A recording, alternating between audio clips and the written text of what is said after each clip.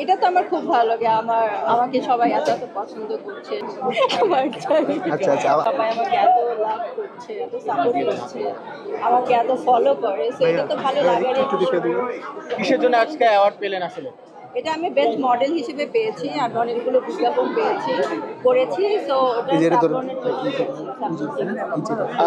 আপনাকে যেমন মডেলিং এ দেখেছি, অভিনয়ও দেখেছি, আসলে কোনটা নিজে বেশি স্বাচ্ছন্দ্য বোধ করেন আসলে করতে?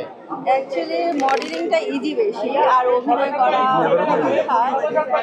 অ্যাক্টিং একটা রোল প্লে করা এটা অনেক কষ্টের। বাট আমি অ্যাক্টিংটাই করতে চাই, মডেলিং তো অনেক করেছি, এখন আমাকে অ্যাক্টিংয়ে বেশি পছন্দ। অভিনয়তে যদি শুরু, কি মনে হয় মডেলিংটা দিয়ে কি বেশি আলোচনা এসেছেন কিনা বা আলোতে এসেছেন কিনা, বা সবাই এখন মডেলিংটা নিয়ে বেশি কথা বলে কিনা? আমাকে সবাই বিজ্ঞাপনের মাধ্যমেই দেখেছে। আমি তো বিজ্ঞাপন দিয়ে আমার শুরু, বড় বড় ব্র্যান্ড অ্যাম্বাসেডর, যত বড় বড় মানে কি বলে, সরি আচ্ছা আচ্ছা আবার বলো সিনেমার কথা জিজ্ঞেস মডেলিং এর কথা বললেন, অনেক বড় বড় হাউজে কাজ করেছেন, আসলে বড় পর্দা নিয়ে কোনো পরিকল্পনা আছে কিনা? যে পরিমাণ আকাশচুম্বী জনপ্রিয়তা, সেখান থেকে সে বড় পর্দায় আসবে কিনা? আমার তো ছোট থেকে ইচ্ছা আমি বড় পর্দায় কাজ করব, বাট আগে তো কিছু শিখতে হবে। এই জন্য আমি বিজ্ঞাপন দিয়ে ফটোশুট করে আমি অনেক কিছু শিখেছি। এখন আমি অ্যাক্টিংটা ভালো করে দেন আমি বড় পর্দায় আর সেক্ষেত্রে আসলে কি ধরনের সিনেমায় কাজ করা হবে, মানে যদি সুযোগ হয় আসলে?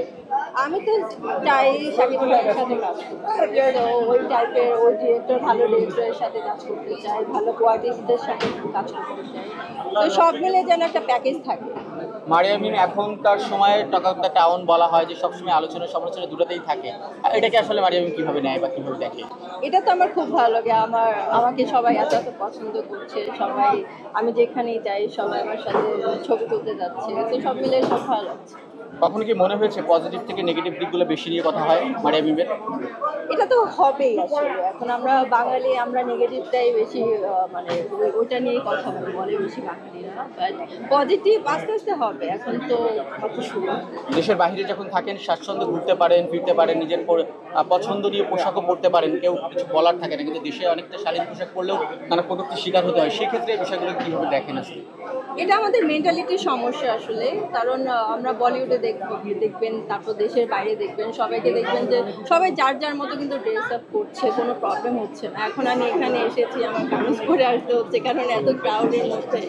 তো এখন আমি ওইটাকে আমি ছোট থেকেই হচ্ছে আমার ড্রেস আপ এরকম ছিল ছোট থেকেই। তো আমি এটা পরেই যাবো। এখন আমাকে তো আর এখন কেউ কিছু বললে তো আর এটা কিছু করার হয় না, এটা তাদের প্রবলেম। ওকে।